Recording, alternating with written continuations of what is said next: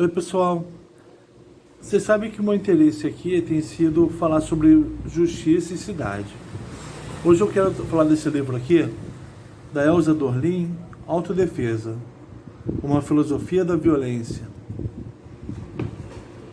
Em que ela fala o seguinte, aquela ideia do Hobbes, Thomas Hobbes, de que os indivíduos abrem mão da força que eles usam para se defender, transferem essa força para o Estado. E o Estado vai exercer a função de proteção do indivíduo. Isso para que os indivíduos não guerreiem uns com os outros, né?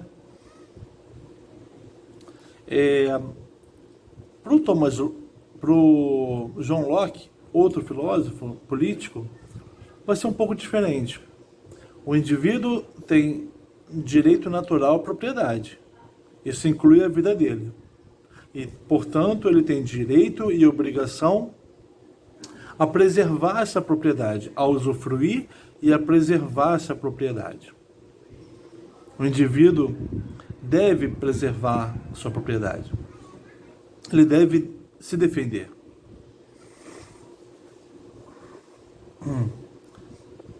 Isso quer dizer, então, que aqueles indivíduos, aqueles outros indivíduos que são potencialmente lesivos à sua propriedade, devem ser observados e, se caso cometam essa invasão, sejam julgados e condenados, inclusive mortalmente.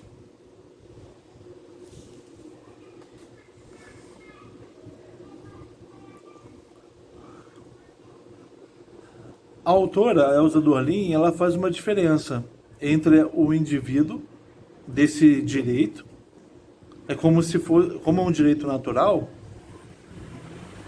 fica um indivíduo naturalizado, né? Que ele pré-existe, ele é pré-existente, ele está no texto, né? Ele está nos marcos legais e na própria prática já aceita, já prevista, de que a segurança não será feita, poderia ser, né, mas não será feita num aparelho central, mas será feita individualmente, né? Detalhe que pra gente tem a ideia de que o Estado nos protege, mas o indivíduo ele teima em achar também que ele tem que se proteger, né? Ele tem que se armar. Então, é esse indivíduo natural e pré-existente. E ele tem direito à legítima defesa. Essa expressão, legítima defesa. A autora vai dizer daquele que é visto como o potencial inimigo dele, o potencial interessado em tomar o que é dele. E aí entra um rol ao longo da história de figuras: o negro, o judeu, o cigano, o gay e a mulher. Aqueles que querem tomar a propriedade do indivíduo natural. E esses indivíduos pertencentes a minorias, eles são vistos como potencialmente criminosos, né?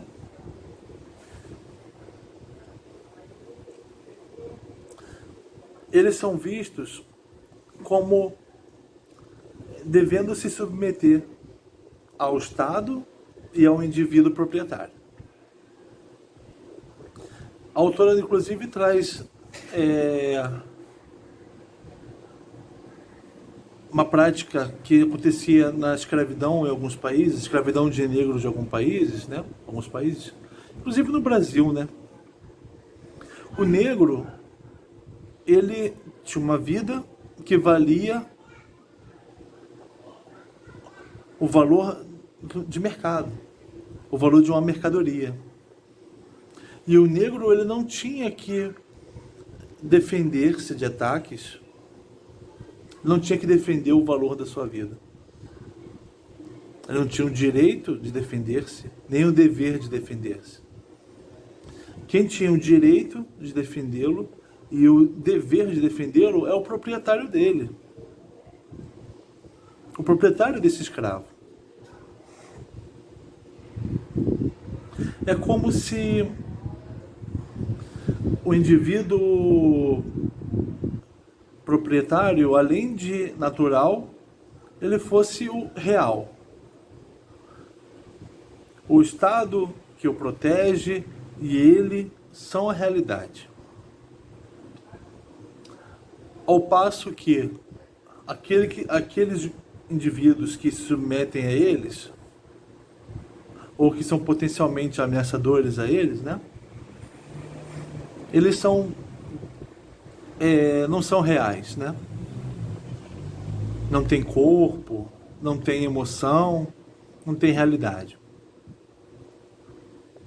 Eles não têm direito, eles não têm o dever de se defenderem, nem têm o direito de se defenderem. Aí a autora traz um outro acontecimento nos Estados Unidos, um policial negro, um policial abordando um homem negro, abordando agressivamente. O homem negro tentou se defender, mas esse foi o erro dele. Ele não tem direito de se defender. O policial entendeu... Não, aí o policial, diante daquela defesa, ele foi mais agressivo ainda e matou o homem negro. No julgamento desse policial, esse caso teve alguns julgamentos, né? Que nunca condenaram o policial que matou o homem. Num dos julgamentos, os advogados de defesa do policial mostraram a cena da abordagem, mas frame por frame, quadro a quadro. E eles pararam no quadro em que a vítima colocou a mão assim na frente do policial para se defender. E aí mostrando o rosto dele, meio assustado, mas suficientemente agressivo para conseguir levantar os braços. E o rosto do policial, meio assustado, mas também suficientemente agressivo para se defender. Esse quadro foi entendido como o homem negro atacou o policial, e isso justificou a ação mortal do policial. Esse quadro, visto descontextualizadamente, deu razão pro policial. Então, o homem negro não tem direito de se defender. Ele é indefensável.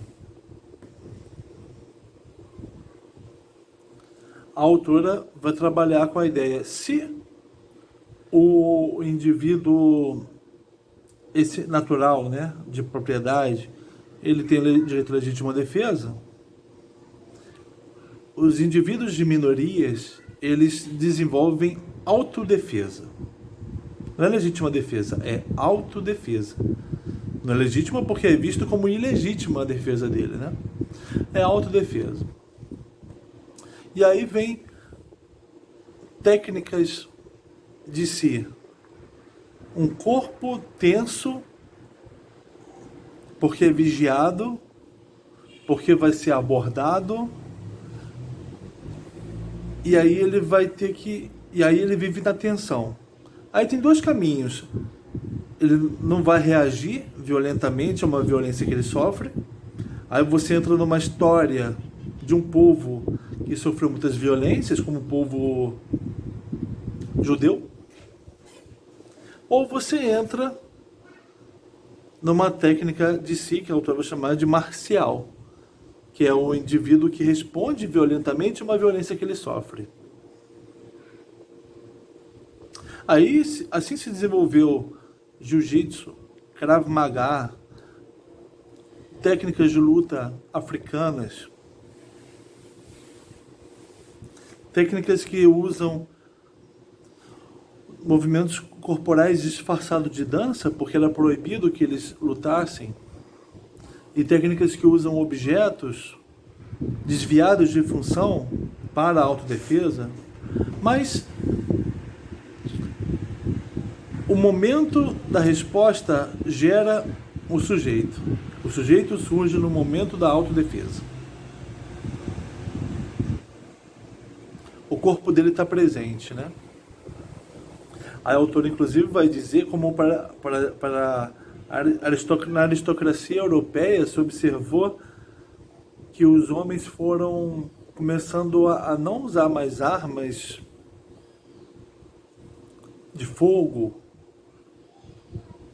e espadas, e vão começando a usar armas brancas, né, para esporte, para atividades esportivas, e vão evitando o potencial conflito que há nas ruas, porque o pobre, o negro, o escravizado, ele está na rua, ele está revoltado, e ele pertence a uma classe inferior, uma classe subalterna, oprimida, e ele vai querer reagir corporalmente, né? Porque ele tem corpo. Ele pode não ser o real, mas ele é o corporal. E aquele que é real, ele não tem corpo, ele perdeu a virilidade e ele não está querendo participar das disputas de força na rua.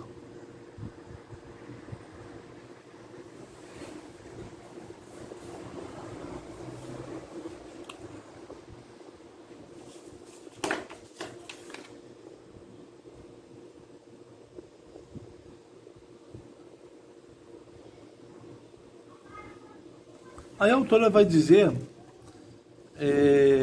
de indivíduos que, a partir da ideia de que o Estado protege o proprietário, arma forças de segurança que vão, em nome da proteção desses proprietários, elas vão atacar os não proprietários, né?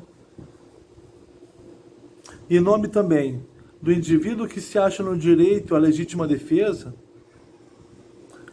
a proteger a sua propriedade, porque aquele que ataca a propriedade está excluído da humanidade e deve ser punido. Então esses indivíduos também se sentem no direito de protegerem comunidade, as suas comunidades, né? Aí entra na ideia de como toda comunidade ela precisa da imunização, né? Que é a identificação e expulsão do vírus, daquele que traz a doença, ou daquele que é visto como potencialmente perigoso. A comunidade faz isso em nome da sua vida, né?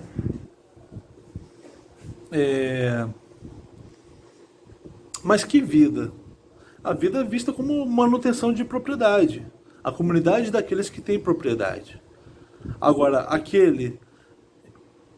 o indivíduo que tem um outro sentido para a sua vida, que não passa pelo mercado, mas passa pela uma vida como presença nos momentos, né? Como alguém que sente a injustiça e reage a ela, a vida que tem um outro valor, né?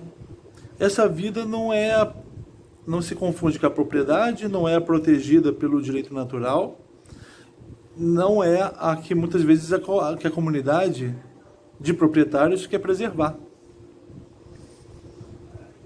E a vida concreta, né, também concreta, né, enquanto a vida mercantil não é concreta.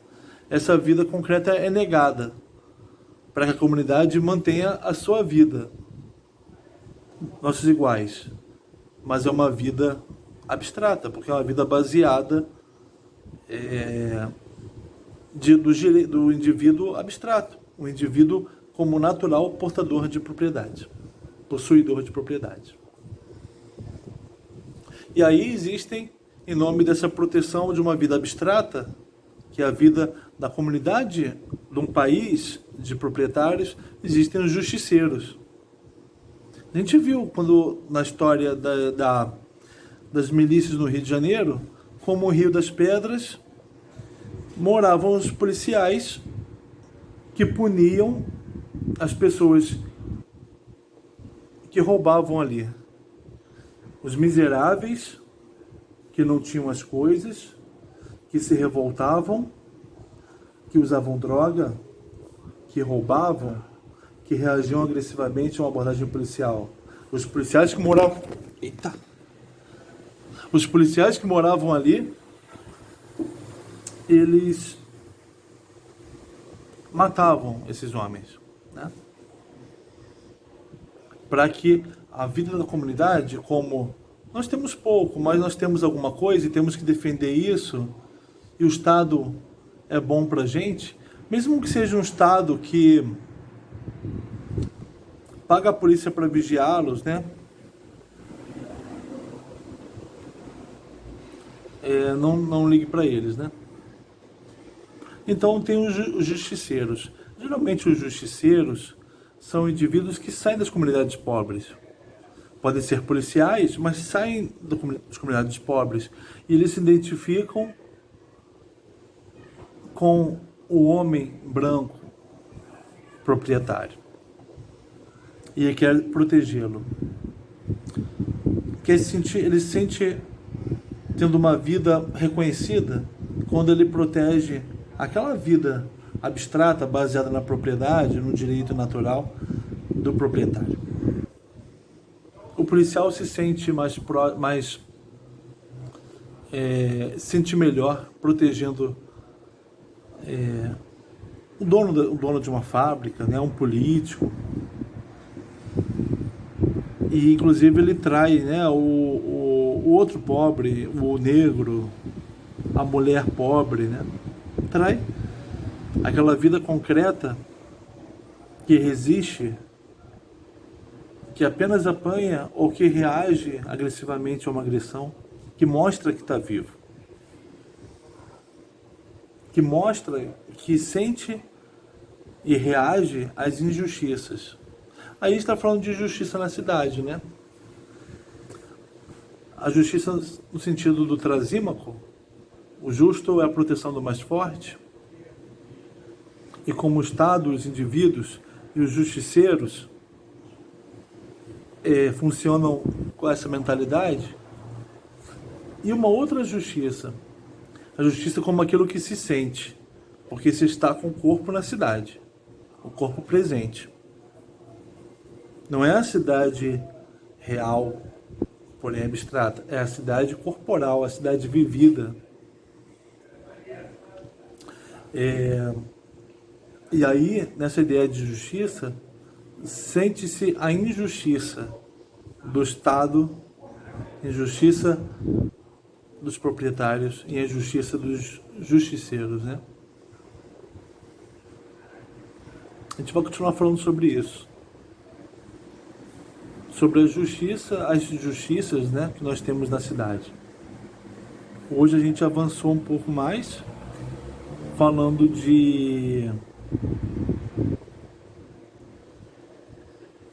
da defesa ante a ideia de justiça como proteção de propriedade. Defesa contra esses justiçamentos, né? A defesa das minorias. A defesa dos negros, dos gays, das lésbicas, das mulheres, contra o branco, o homem, o hétero, que impõem-se a si mesmos como a realidade e o outro como a irrealidade. Aquilo que merece ser, aquilo que merece apanhar e aquilo que merece morrer.